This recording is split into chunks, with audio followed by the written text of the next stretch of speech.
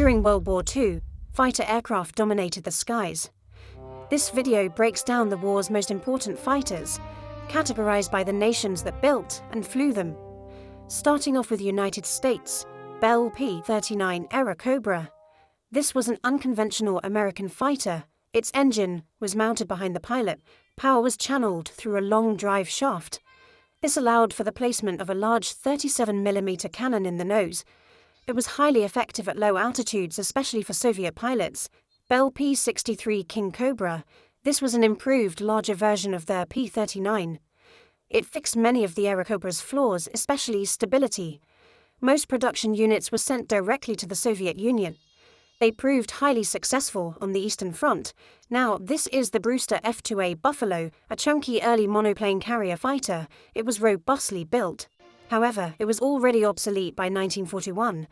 It performed poorly against the highly maneuverable Japanese Zero, Brewster F-3A. This name refers to a later licensed production version of the famous F-4U Corsair. It was built by Brewster Aeronautical.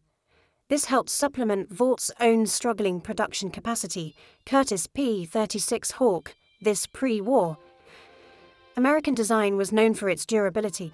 While quickly superseded by newer planes, it saw action early in the war, particularly with the French Air Force. Curtiss P-40 Warhawk, the iconic fighter of the Flying Tigers. It was reliable and incredibly tough. Though not the fastest climber, its ruggedness and speed in the dive made it a deadly opponent.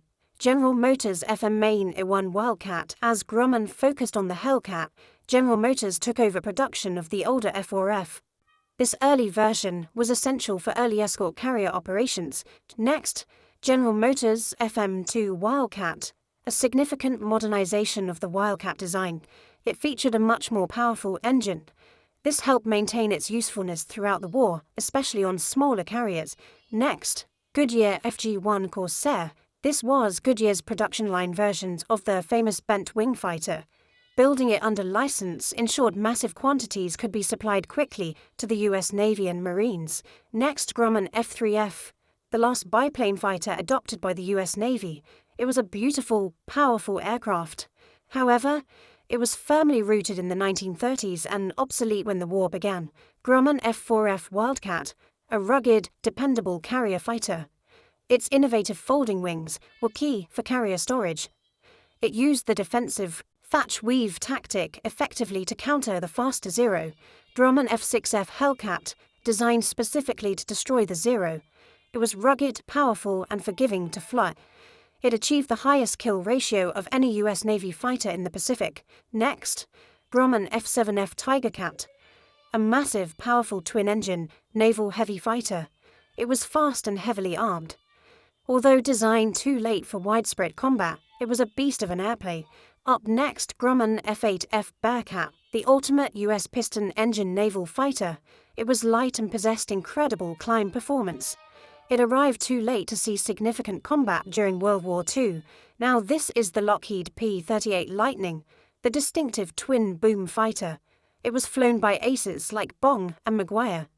It was highly versatile, excelling as a bomber escort, interceptor, and reconnaissance platform. North American P-51 Mustang, arguably the finest long-range escort fighter of the war. Its Rolls-Royce Merlin engine gave it incredible altitude and speed. It helped secure air supremacy over Germany. Republic P-43 Lancer, a high-altitude predecessor to the mighty Thunderbolt. It was only built in small numbers. It served primarily for training and reconnaissance early in the conflict. Republic P-47 Thunderbolt, known as the Jug. It was a massive, durable fighter bomber. It could absorb staggering amounts of damage. It delivered devastating payloads during ground attack missions. Seversky P-35, an early US Army Air Corps monoplane fighter. It was exported widely. While quickly outdated, it represented a crucial step in modern fighter design evolution. Vought F-4U Corsair, the legendary Whistling Death. Its distinctive inverted gull wings allowed clearance for the massive propeller. It was deadly in the hands of Navy and Marine pilots, especially late war. Now let's look at Germany. Dornier 335 File, the unique Arrow. It used a push-pull engine configuration. It was incredibly fast. potentially the fastest piston-engine aircraft of the war. It arrived too late to be effective. Focke-Wulf 190, the German Butcherbird. This radial-engined fighter was heavily armoured and exceptionally rugged. It excelled at lower altitudes and ground attack roles throughout the war. Focke-Wulf TAR 152, Kurt Tank's final piston engine masterpiece. It was a high-altitude interceptor refinement of the FW-190. It was exceptionally fast but produced in extremely tiny numbers. Focke-Wulf TAR 154, known as the Mosquito due to its wood construction. It was intended as a fast night fighter. However, technical flaws and material shortages doomed the project. Heinkel 100, a very fast but fragile pre-war German fighter prototype. Though extremely quick, it lost the vital production contract to the Bf 109. Heinkel 112, a strong rival to the Messerschmitt Bf 109 during the 1936 competition. It was eventually exported to nations like Romania and Spain. Heinkel 162, Volksjäger, the People's Fighter. This was a tiny, hastily built jet. It was meant to be flown by relatively inexperienced pilots in a last-ditch defense. It was fast but extremely dangerous. Heinkel 219, an outstanding German twin-engine night fighter. It pioneered features like the ejection seat and effective radar integration. It was highly successful despite low production. Next, Messerschmitt Bf 109. The primary fighter of the Luftwaffe for the entire war. Versatile and constantly upgraded. It was one of the most widely produced aircraft in aviation history.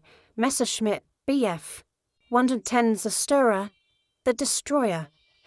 A twin-engine heavy fighter. It dominated early on. However, it proved highly vulnerable to modern single-engine fighters during the Battle of Britain.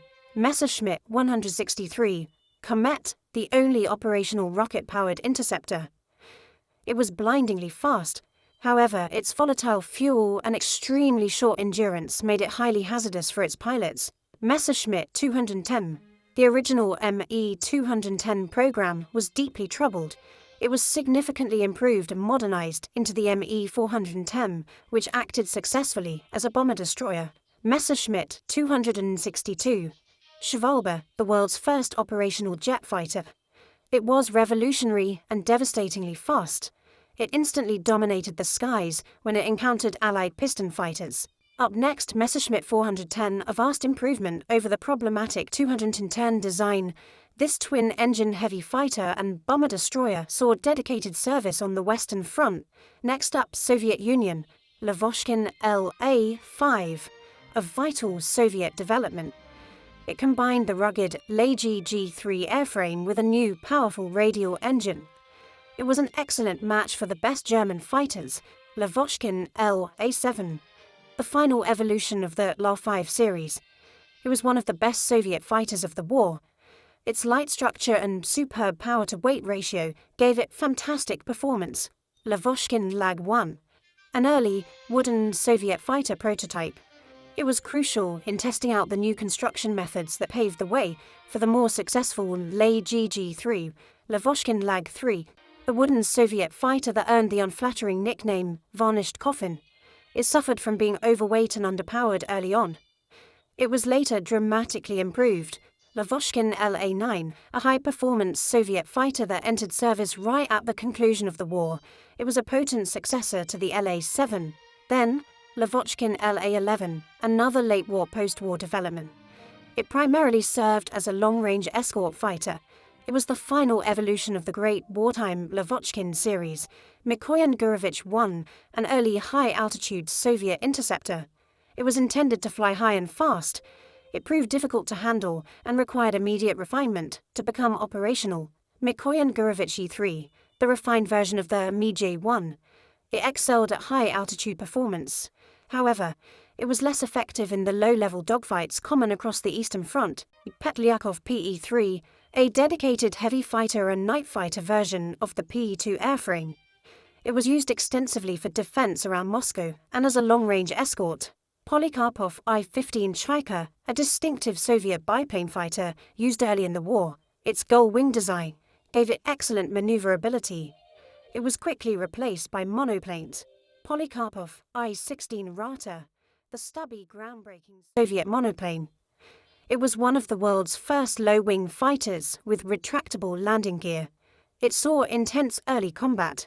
Then, Polikarpov I-153 Chaika, the final refinement of the I-15 biplane series. It featured retractable landing gear. It was surprisingly effective in early combat against German monoplanes. Yakovlev Yak-1, the foundational design for the successful Soviet Yak series. It was fast, light, and easy to mass-produce. It became a true workhorse of the Soviet Air Force. Yakovlev Yak-3, a dramatically lightened and refined version of the Yak design. Pilots considered it highly maneuverable. It was deadly at low to medium altitudes on the Eastern Front. Up next, Yakovlev Yak-7, originally designed as a two-seat trainer. It was successfully converted into a highly capable single-seat fighter. It was easy to build and maintain in tough conditions. Yakovlev Yak-9, the most numerous and versatile of the Soviet fighters. It could be configured for almost any mission, from long-range escort to tactical ground attack.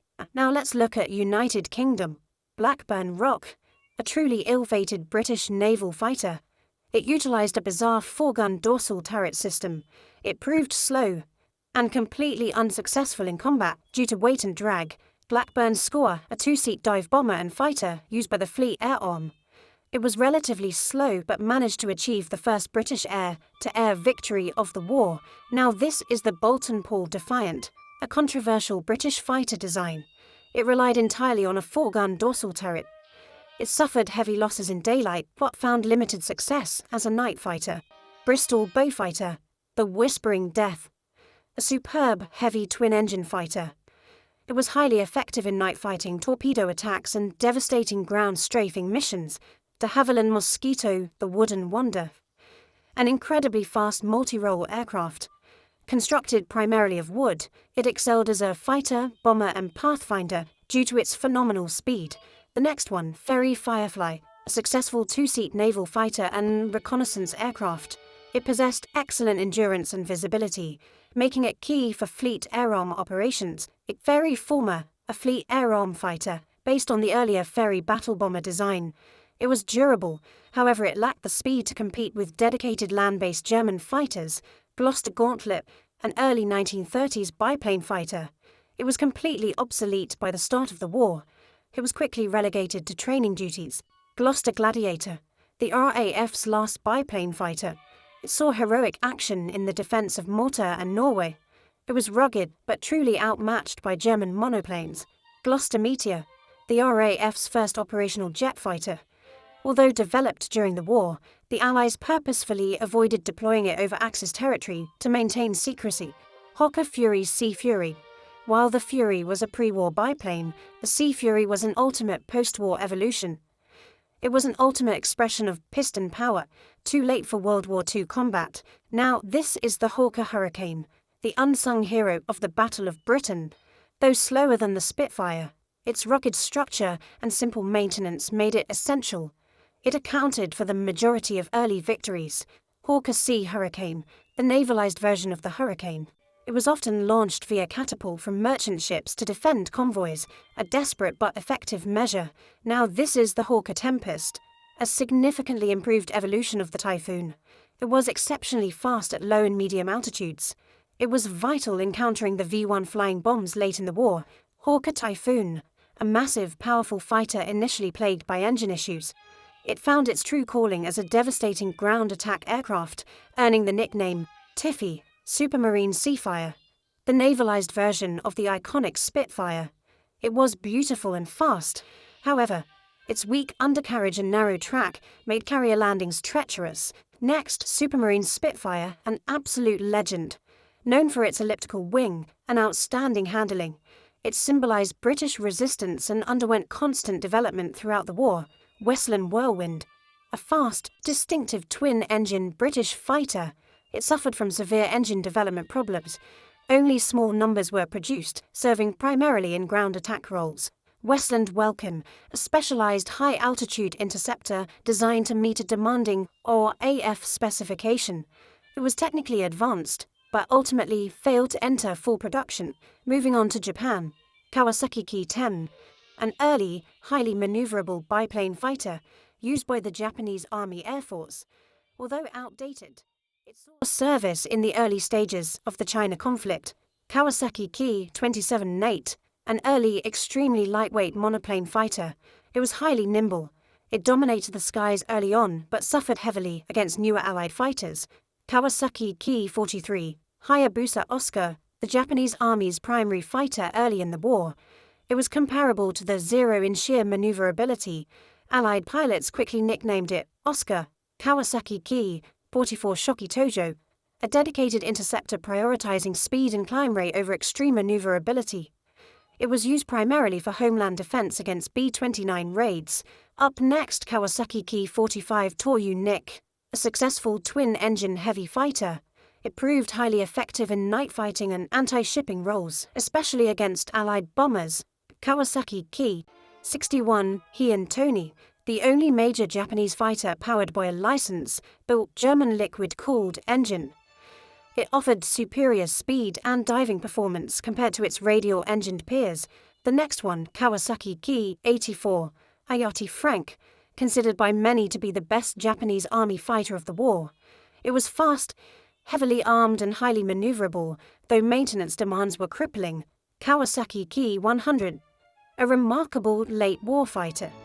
It was created by adapting the excellent Ki-61 airframe to fit a robust radial engine. It was an instant, high-performing success. Now, this is the Kawasaki Ki-102, a heavy fighter developed late in the war. It was versatile, operating both as an interceptor and as a heavy ground attack platform. Kawanishi N1K Shoiden George. This excellent fighter was a land-based derivative of a powerful floatplane design. It was rugged and highly effective when it finally reached frontline units. Kawanishi N1KJ Shiden Kai, the Violet Lightning. An outstanding late-war naval fighter, it was highly maneuverable and tough, surprising Allied pilots with its capabilities. Kawanishi N1K1 Kyofu Rex, a powerful, high-performance floatplane fighter. It was designed primarily for air superiority in areas lacking conventional airstrips. Mitsubishi A5M Claude, the first monoplane fighter used by the Japanese Navy. It was influential, seeing extensive action in China before the Pacific War began.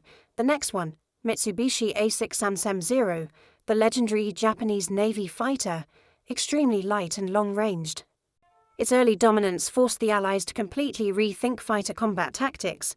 Mitsubishi J2M Raiden Jack, a land-based interceptor with a focus on high speed and climb rate. Its stubby appearance was necessary to accommodate the massive engine. Then, Nakajima Ki-27-8. This early Japanese army fighter was produced in large numbers by Nakajima. It was extremely agile, but its fixed landing gear quickly made it obsolete. Nakajima Ki-43 Hayabusa Oscar. Nakajima was the major producer of this versatile and successful army fighter. It was known for its superb agility and lightweight construction. Nakajima Ki-44 Shoki Tojo. Nakajima also manufactured this powerful focused interceptor. It was designed to maximize climb and speed for challenging Allied heavy bombers. The next one, Nakajima Ki-84 Hayate Frank. This was the superb late-war army fighter produced by Nakajima. It was exceptionally powerful when mechanics could keep its temperamental engine running. Nakajima A6M2N Roof, a floatplane version of the formidable Zero fighter. It was used primarily for defending remote island garrisons and reconnaissance missions. Nakajima J1N Gecko Irving, a successful twin-engine night fighter. It utilized upward and downward firing cannons, pioneering the use of the German Schrager music concept. Moving on to Italy, Ambrosini SI 207, a lightweight Italian interceptor. It was constructed almost entirely of wood. It showed impressive speed but never achieved widespread production. Caproni Vizsla F5, an early Italian monoplane prototype. It was only built in small numbers for evaluation purposes and never reached full service. Fiat CR32, a highly successful Italian biplane fighter. It saw extensive use during the Spanish Civil War, though it was completely obsolete by World War II. Fiat CR42 Falco, one of the last frontline biplane fighters. It was highly maneuverable, but slow. It saw combat over the Mediterranean, an early Battle of Britain. Fiat G50 Freccia, an early Italian monoplane fighter. It was structurally sound, though its open cockpit and weak armament limited its effectiveness against Allied planes. Fiat G55 Centauro, one of the superior Series 5 Italian fighters. It utilized the powerful German Daimler-Benz engine. It was an excellent, high-performance interceptor. Then Fiat G56, an extremely fast and formidable Italian prototype. It was a refined G55 design powered by a powerful German engine. Only a few were flown before the armistice. IMAM-RO 44, a rare single-seat floatplane fighter. It was converted from an earlier reconnaissance aircraft. It saw very limited operational use over the Adriatic. IMAM-RO 57, an Italian twin-engine heavy fighter. It was modern in design. Due to delays, it was mostly relegated to ground attack duties. MACI C-200 Saetta, a robust and widely used Italian fighter. It suffered initially from a lack of engine power and weak armament, but it was a very stable platform. MACI C-202 Folgore, the Thunderbolt. This aircraft transformed Italian air power. It was the C-200 airframe fitted with a powerful German liquid-cooled engine. It was a true contender. MACI C-205 Veltro, the final, highly refined evolution of the MACI series. It was considered the best Italian fighter of the war, possessing exceptional speed and handling. Reggiane Re 2000 Falco 1, an advanced Italian design utilizing an elliptical wing, much like the Spitfire. It was highly maneuverable but faced engine reliability issues. Reggiane Re 2001 Falco 2, a refined version of the Re 2000. It was powered by a license-built German liquid-cooled engine. This offered greatly enhanced performance. Up next, Reggiane Re 2002 Ariete, a powerful fighter-bomber variant. This reliable aircraft saw extensive use in ground attack and close air support missions across North Africa. Next, Reggiane Re 2005 Sagittario, another of the superior Series 5 Italian fighters. It was technologically excellent and highly competitive, but few were completed before the Italian surrender. Now let's look at France. Arsenal VG-33, a highly promising wood-constructed French fighter. Its development was cut short by the 1940 invasion. If built, it could have been a strong contender. Block MB-150, an early bulky French fighter. It had a highly troubled development process. The MB-151 and 152 models were more reliable derivatives. Block MB-151-152, the primary French fighter derived from the MB-150, it was robust, but was inferior in speed and climb rate to the German Bf-109. Block MB-155, a short-lived, improved version of the Block series. It was only produced in small numbers after the Battle of France and saw limited service. Caudron C-714, a lightweight, cheap French fighter designed for rapid wartime production. Pilots generally disliked its poor handling and severe lack of speed. Devoitin D-520, the most modern and capable French fighter of 1940, it gave a good account of itself against the Luftwaffe, but too few were available to turn the tide. Devoitin D-541, a proposed high-speed, lightened version of the D-520. It was intended to break speed records but was never built due to the German occupation. Next, Morane-Saulnier, MS-406, the most numerous French fighter in 1940. It was reliable but heavily outclassed by German opponents in terms of speed and firepower. Now, this is the Morane-Saulnier MS-410, a minor improved version of the MS-406. It featured stronger armament and a revised radiator system to boost performance slightly. Then, Potez 630-631, a successful French twin-engine heavy fighter and reconnaissance aircraft. It was relatively fast and employed extensively as a liaison and command plane. Now let's look at Poland. PZL-P7, a high-wing, gull-winged Polish fighter of the early 1930s.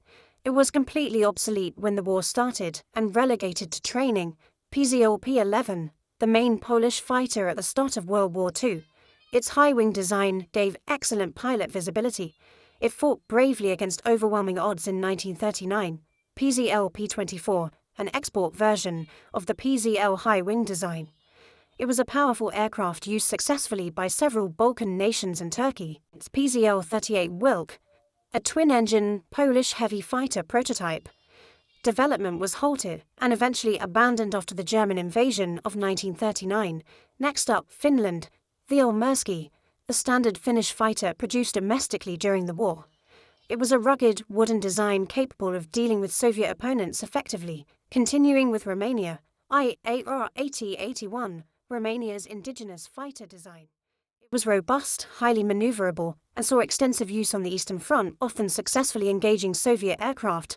Next up, Netherlands. Fokker D-21, a cheap, sturdy Dutch fighter of mixed construction.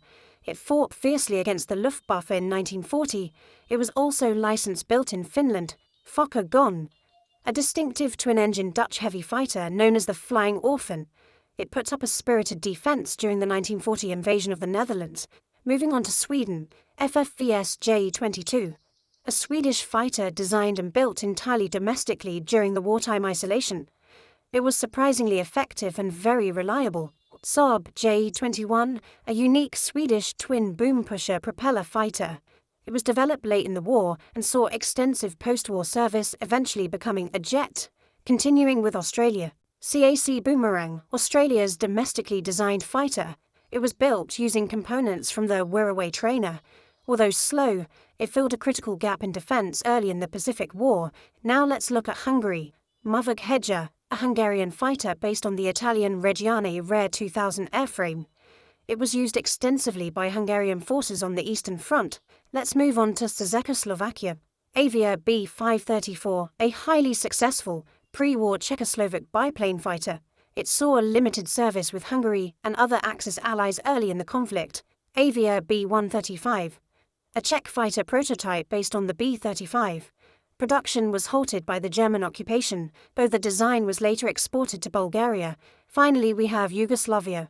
IK-3, a highly advanced pre-war Yugoslav fighter. It had combat potential comparable to the Hurricane. Unfortunately, nearly all were destroyed during the 1941 invasion. Rogozarski IK-3. This is the same advanced Yugoslav fighter design, emphasizing its producer. It gave an outstanding account of itself during the brief defense of Yugoslavia in April 1941.